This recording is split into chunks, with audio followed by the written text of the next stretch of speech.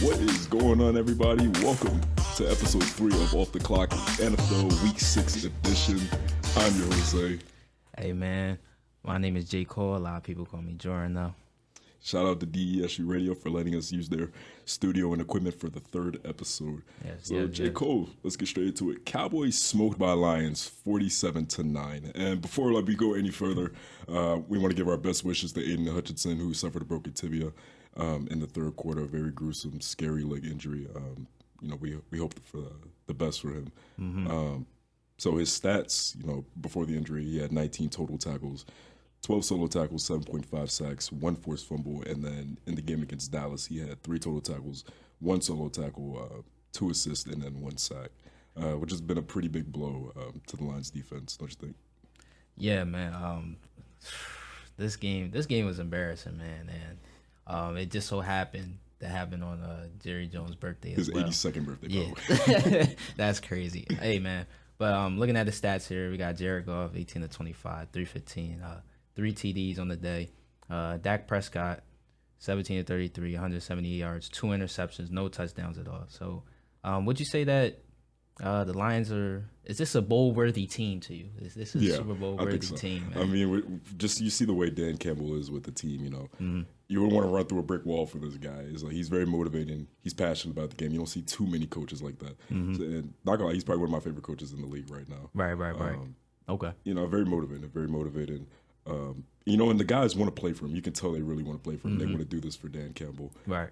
And that's what you need. If you win a Super Bowl, you need everybody to buy in. You can't Mm-hmm. just have a couple of guys, all right, I want to do my own thing. You need everybody buying in. Right, yeah. And so far, the record is showing that everyone's buying in. Mm-hmm. And then when you look at Detroit's offense, with that 2-headed monster in the backfield, Jahmyr Gibbs, David Montgomery, both had 12 carries, and they both combined for 143 yards, and then Montgomery had 2 touchdowns. So very good game. And also, you can't forget the receiving core, too. Jameson Williams had 3 receptions, 76 yards, 1 touchdown, and then especially on that 37-yard bomb in the 2nd quarter. And everyone's like, oh, Dallas wasn't ready. But, look, as a former football player, it's like we never wait on defense. We were always taught never wait on defense. Sam Laporta getting that 52-yard touchdown off the flea flicker in the 2nd quarter.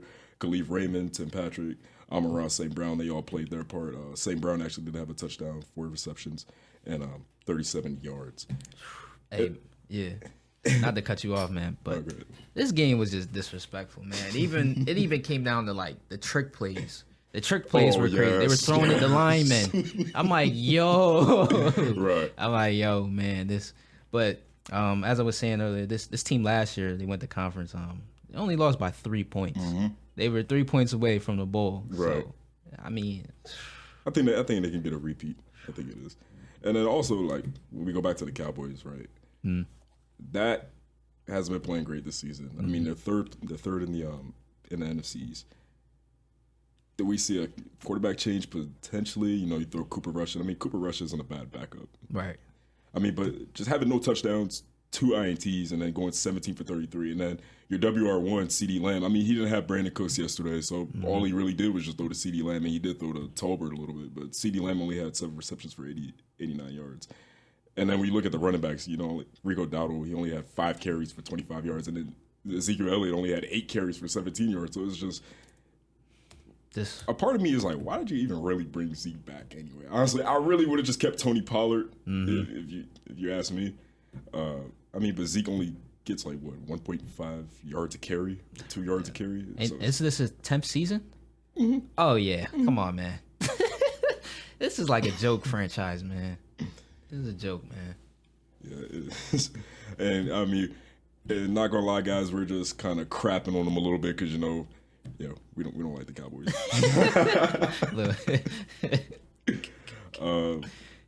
So Lions moved to 4-1 since second in the NFC East.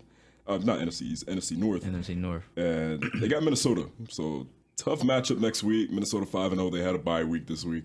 And then the Cowboys, ironically, have a bye week next week. So, gives Cowboys some time to, fix up those issues. Yeah, man. But no, definitely, that's going to be a great game. And they gotta snap right back into it because out of that bye week, they play the 49ers. Oh, yeah, it's going to be a tough matchup. It's going to be a very tough matchup for them. Right to the 49ers, out the bye. And Dak has not played great against the 49ers, I'll tell you that. So we switch on over. another NFC East opponent. Eagles sloppy win versus Browns 20-16 yesterday. Eagles struggled very heavily in the first half, just 0-0 in the first quarter. So, and I'm not even gonna lie, I expected big. I expected more out of the Eagles yesterday, out of Saquon Barkley, out of Jalen Hurts, and then just tying 10-10 going into halftime. So it's just, yo, man, I'm like, this was off a block field goal though. and this was like, a championship team a couple of years ago. Yeah. And then you even got the Fire Sirianni chants from the fans, and Nick Sirianni even getting into it. So, do you think they make the move eventually?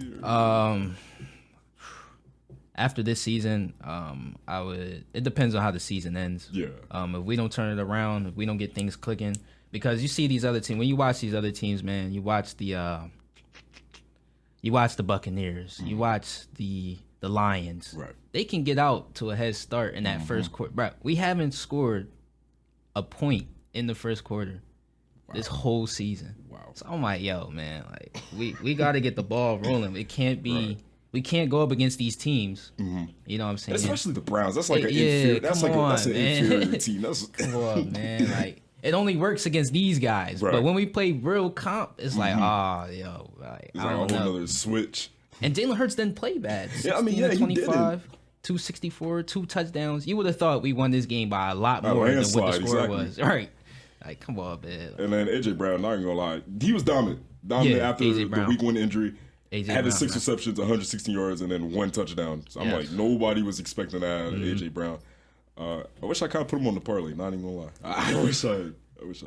Yeah, AJ Brown, man. And then Saquon Barkley only had 18 carries for 47 yards. And then Devontae Smith having 3 receptions, 64 yards, and a touchdown. And a touchdown. And then, so I got my notes right here. I say, Browns continue to be Brown. And I ain't talking the team name. Because it's like, when you look at Deshaun Watson. They continue to be Brown. That was funny. It's like. That was funny, man. That was funny. Because, we got to keep it family friendly, so I can't say what I really want to say, But, I mean, Deshaun Watson just going 16 for 23 and then only having 168 yards. It's like, eventually, does Kevin Stefanski go to Jameis Winston? Yes. I think so. Yes, 100%. Like, he has to, because I'm like, okay, this is kind of getting piss poor. Okay, look, you got to, okay, look, I know Deshaun Watson, what he's been going through off the field. And ironically, and I know, and this is, I'm going to be real, he can't catch a break. He can't, because I'm like, he just lost his dad not too long ago. And then he had, his 24th allegation come out? Oh, yeah, I seen that. Yeah. So, like, right after his dad died, he got hit with another allegation. Wow. So man. It's not you can't catch a break. Yeah, you can't catch a break at all. On top of injuries as well. He can't catch a break. He can't catch a break. I mean, and then Amari Cooper, your WR1, only having 4 receptions and 42 yards. And ultimately, Browns fall to 1-5. They are last place in the AFC North. Cleveland. I mean, we always see this from them. So it's like, which is crazy because last year Joe Flacco stepped in and then got them to the playoffs and got them at an 11-6 record. And it's like now you go back to Watson, and it's just no, that's not the move. That's not the move. Definitely need some changes coming up, man. So we switch over. We go to Commanders. Commanders play a very impressive game. Not even gonna lie, I'm impressed. Yes, we lost 23-20. I know, or not 23-20, 23-30. Yeah.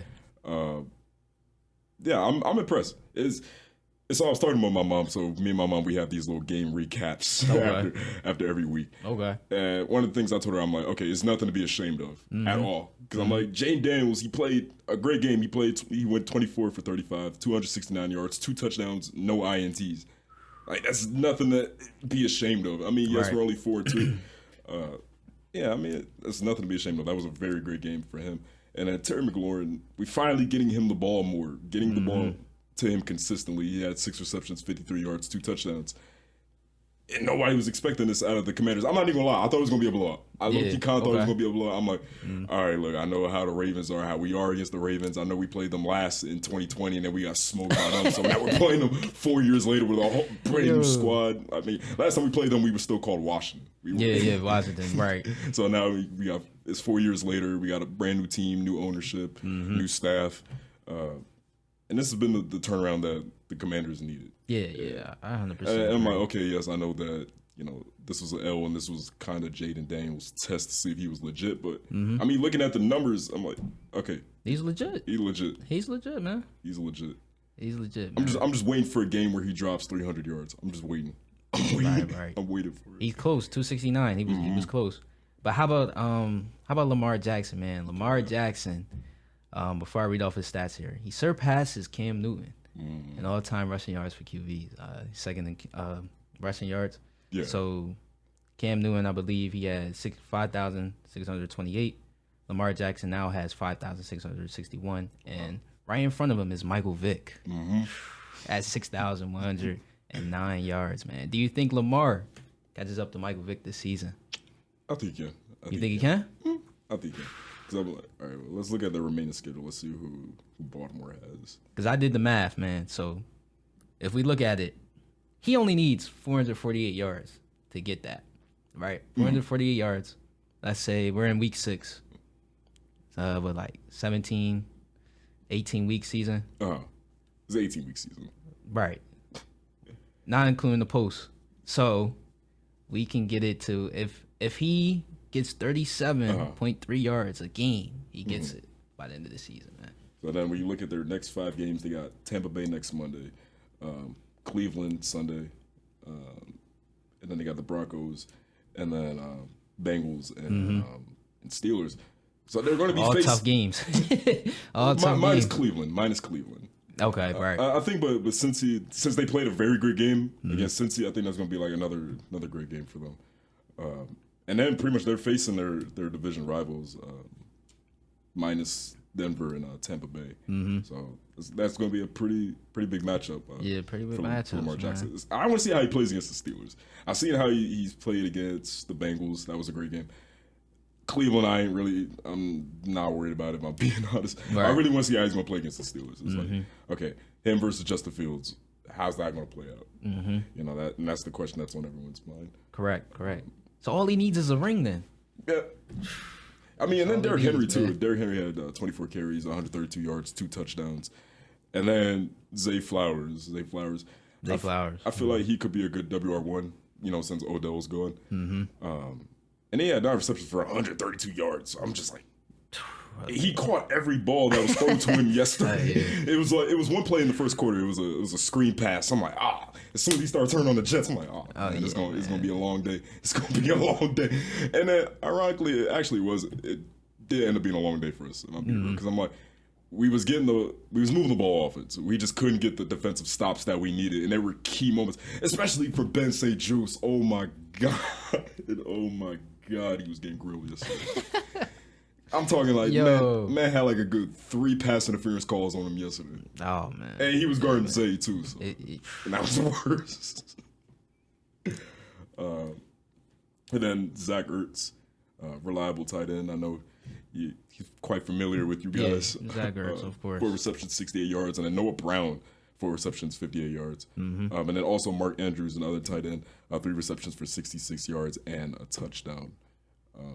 So yeah, very great game. Not gonna lie, I feel like this game should win in the prime time. Like this should not have been no game for a 1 o'clock. 1 o'clock game. This should not. If anything, I would have moved the Giants, the Bengals to a 1 o'clock, and I would have put Ravens and Commanders on a. Yeah, I was Sunday not night. watching that, man. I didn't even watch that game. Giants and Giants. Yeah, you ain't missed nothing. I'm being real. You missed absolutely nothing. Yeah, I mean they lost 17-7. Yeah, they lost 17-7. And then they fall to 2-4, their last in the NFC East. Joe Burrow just going 19 for 28, 280 yards. No touchdowns, 1 INT, but he did rush for like a 46-yard touchdown in the first quarter. And yeah, I mean, plus I think Joe Burrow, he was kind of going through an injury a little bit because you saw him in warm-ups. He was kind of shaking that right wrist after like every throw. Right. And also, and on top of that too, like Jamar Chase, T. Higgins, and I had both these guys scoring too. I thought they were going to score, and especially Jamar Chase because like Jamar didn't score. No, he had 5 receptions for 72 yards, and then T. Higgins also had 7 receptions for 77 yards. Yeah, he killed my fantasy this week. He killed my fantasy. Right. He definitely did. And then Daniel Jones going 22 for 41, 205 yards, and one interception. No Malik Neighbors for the second game in a row. He had a concussion against the Cowboys in Week 4. Darius Slayton, Tyrone Tracy, they both had 6 receptions. They literally had the same stats. Both of them had 6 receptions for 57 yards, and then Wanda Robinson having 5 receptions for 50 yards. Yeah, Daniel Jones. I mean, yes, I know the media loves to pick on Daniel Jones. I know. But it's like he's still been low-key kind of getting it done even without his WR1 Malik Neighbors, don't you think?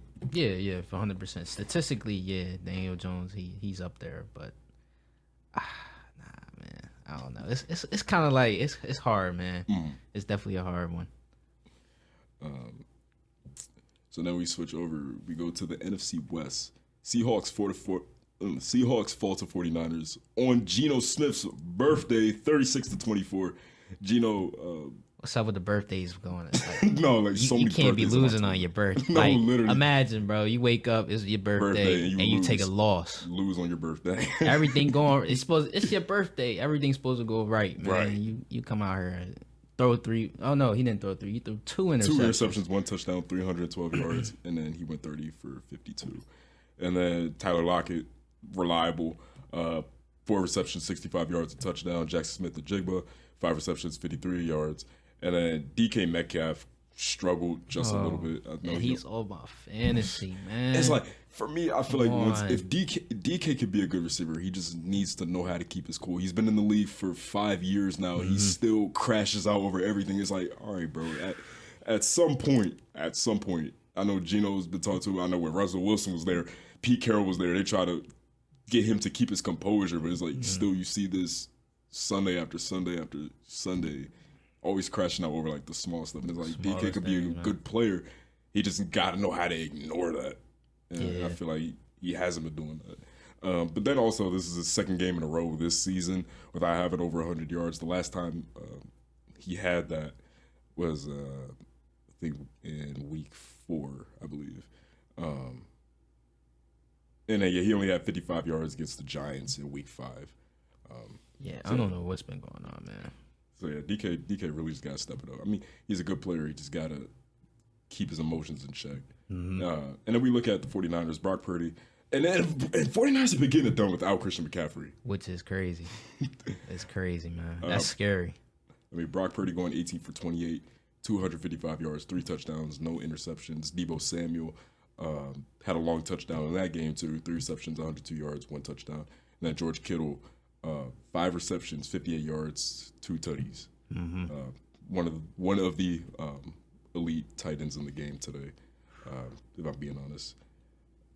And then we go switch over. So we go over to London, in the porn in London. Bears destroy the Jaguars 35-16. And remember, we were talking about it first episode. Caleb Williams, you said you had high hopes for him. And so far, he's been living up to the hype. I told you, man. It was that game after the Panthers. I said he just needed to get his confidence up. And so I'm glad he played the Panthers that week. You know what I'm saying? Get your confidence up. Then he comes out this week, 226, 4 touchdowns, 1 interception. Man, with 23 or 29. Come on, man.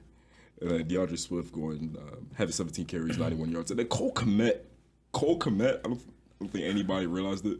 But not only was this man getting it done in the receiving field, he had 5 receptions, 70 yards, 2 touchdowns, and he was playing long snapper. So I'm like, nobody was expecting Cole Kmet to have a good game like that. If I'm being real, no one was expecting that. I definitely wasn't expecting it. And then Trevor Lawrence, again, the struggles for Jacksonville. 1-5, just like Cleveland. And before the show, we were talking about this. I'm like, I know. I was like, I'm gonna have ESPN on my computer, and I'm just waiting for an alert when it said breaking news: Jacksonville has fired Doug Peterson as their head coach. Man. And then Jags also. So yes, they took the whooping in London. They got to stay in London because now they got the Patriots this Sunday. So yeah. Do you believe that they'll wait till they get back to the States, or they're gonna fire him while they're still in London? Yeah, we was talking about this. Nah, man, that's out of pocket. Don't fire him while y'all still in London. Like that's drawing. I say wait till he get back. Right. Here. You know what I'm saying? Just wait. as far as like, I think it's time to pull the plug, man. We might as well just tank this year, man. We 1-5. Might as well tank this year. See if we get Travis Hunter in the draft or something. Yo, because it's bad right now, man. Right. It's bad right now. We need something, man. And then, yeah, I mean, Trevor Lawrence, he did go 23 for 35, 234 yards, 2 touchdowns, and 1 interception. I think eventually they should go to Mac Jones. I think they should. Yeah. I feel like that would be a good move just to see how he plays for a couple of just games. to see how he is. Why not? Put some fire under Trevor Lawrence. Right. You know, why not? So we go over to New Orleans. Buccaneers blow out the Saints 51-27. Not gonna lie, I was watching that game. They were up 17-0, and then they slowly start coming back. I'm like, and I had the Buccaneers on the parlay too, so I'm like sweating bullets over here. I'm like, all right, yo, can y'all kind of lock in? I need y'all lock in. I mean, but Baker Mayfield ended up blocking in. I mean, he went 24 for 36, 325 yards, 4 touchdowns, but he did have 3 interceptions. And this is actually his second game this season with over 300 yards. He had 347 against the Eagles in Week 4. And then Chris Godwin having a great game. Gosh, you're not gonna believe this, man. Well, I started DK over Chris this week, bro. I almost shed a tear, man. It was a heartbreaker, man. I mean, because Chris Godwin didn't have a breakout game at all. Right, it was only a matter of time. I was like, okay, I'm like, bro. Okay, we see Mike Evans have breakout games. I'm like, so when is Chris Godwin gonna have his? And he ended up having his. He had 11 receptions, 125 yards, 2 touchdowns, and we look at New Orleans. Spencer Rattler, the rookie out of South Carolina, his first career start. Saints benching Derek Carr after last week's game. And then, Spencer Rattler, he went 22 for 40, 243 yards, 1 touchdown, 2 interceptions.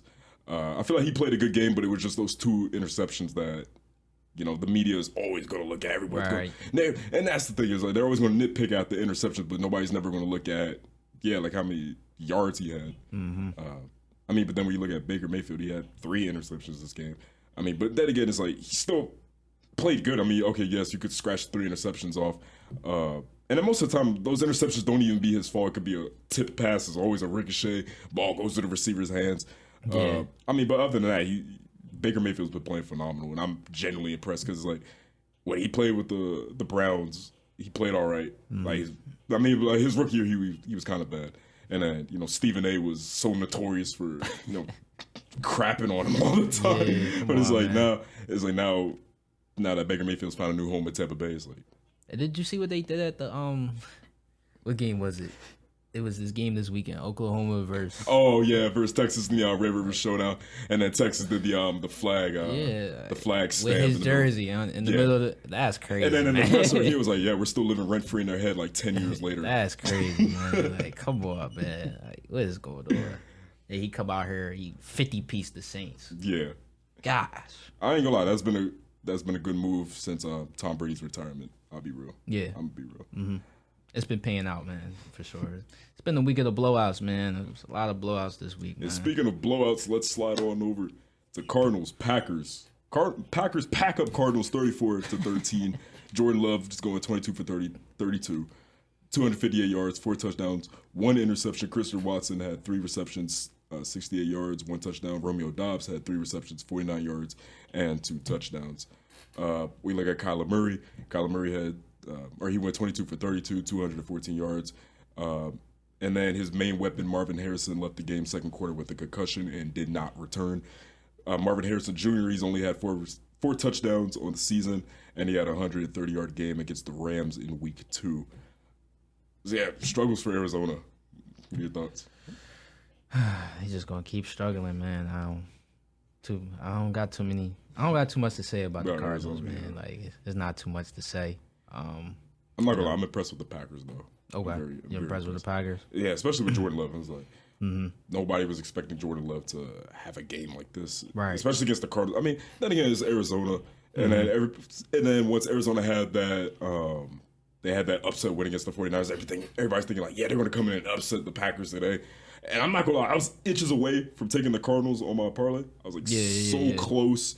But then once I looked at the win percentages, like, so that's what I try to do. I try to see who everybody else has bet on, and then everyone was betting on the Packers. They said Packers had like a I think they had like a 60 win probability, and then Cardinals had like a 30 win probability.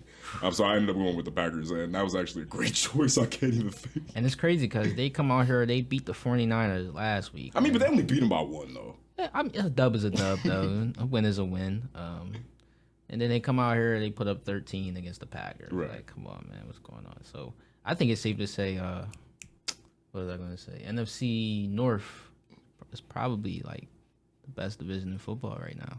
Yes, and every team in that division is over 500. Even the Chicago Bears, who are 4-2. I wasn't expecting that. Not expecting that at all. Right, man. That's a tough division right there, man. Mm-hmm. Definitely tough.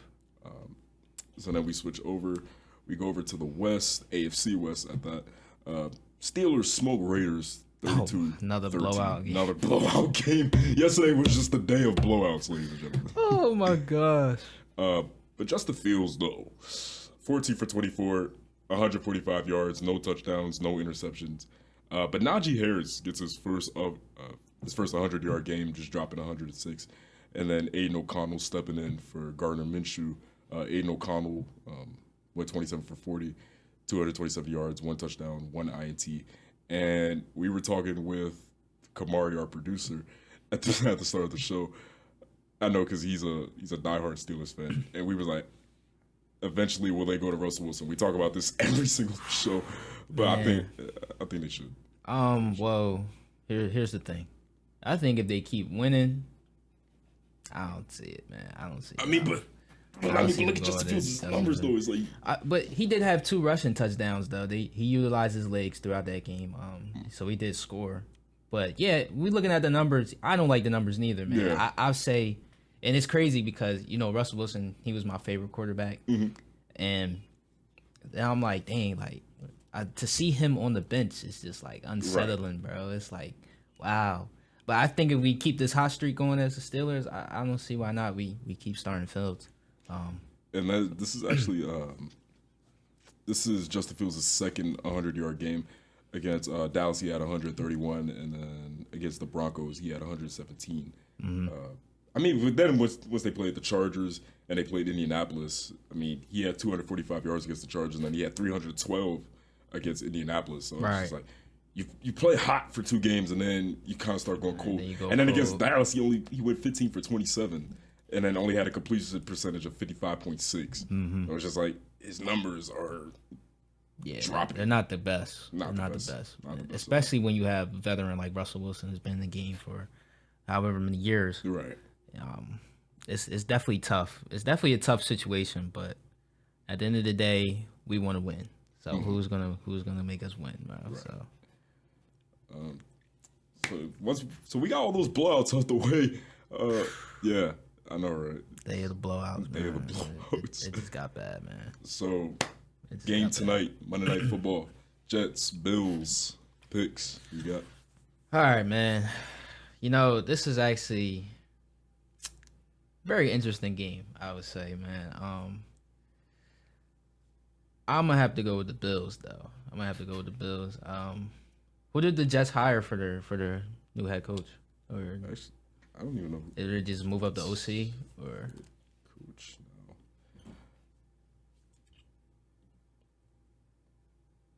Jeff Ulbrich. Guess now he's the new Jets. He's the interim head coach. That's the only reason why I'm gonna go Bills. It's just because of that. Like I don't. Yeah, I'm going Bills too. Not gonna lie. I think Aaron Rodgers will play a great game, but it's not gonna be enough. And especially the Jets have been struggling. Yes, I know Bills have been struggling. So both these teams desperately need a win tonight. If I'm being real, both teams need a win. But definitely, I think Josh Allen will get it done. James Cook, Keon Coleman, they'll get it done. So I'm going Bills. Yeah, I'm definitely going Bills for sure. Definitely need to win this week. We take a look at the Bills' history. They lost last week, 23-20 to the Texans, and then the week before they only put up 10 points against the Ravens. Right. So yeah, I think it's time that we get back on this hot streak for the Bills, man. So a dub tonight would definitely boost the team's confidence overall. Oh, also one more blowout we forgot, ladies and gentlemen. Texans blowing out the Patriots 41-21 yesterday. No thoughts on that. Like that's just like what you see is what you get. Yeah. For real. Right. And especially in Drake May's first start too. I mean, I don't think Drake May played bad. Let's see, Drake May. I didn't play bad at all. 243, 3 touchdowns, 2 interceptions. And not gonna, he actually did outplay C.J. Stroud too. I think C.J. Stroud only escaped, I think, with 171 yards, which is kind of breaks the streak of getting over 200 yards a game. Yeah. And I actually had that on the parlay as well. But well, if we look at it, he did throw 3 touchdowns and 1 interception. Yeah. No, he had 192 yards. That's not 107. I don't know. I think I like CJ. I mean, but yeah, I mean, it's one. It's just one game. I mean, they are on a 3-game win streak. Right. But yeah, I mean, it's one Texans, game. man. It's a lot of good football teams out here, man. Literally, it's a lot. It's getting scary. Man. And they're 5-1 too, and they're leading the AFC South. Because I'm gonna be real, they have no competition in that division. It's like Titans not getting it done, Colts not really getting it done. Yeah, and Jags definitely not getting it done. That's a runaway right there. That's definitely a runaway. But, yeah, ladies and gentlemen, that's going to wrap up the show. Thank you guys for tuning in to Off the Clock Week 6 NFL edition. I'm your Jose. Hey, man, I'm J. Cole. A lot of people call me Jordan, though. And we will see you guys in the next one. Peace. Peace.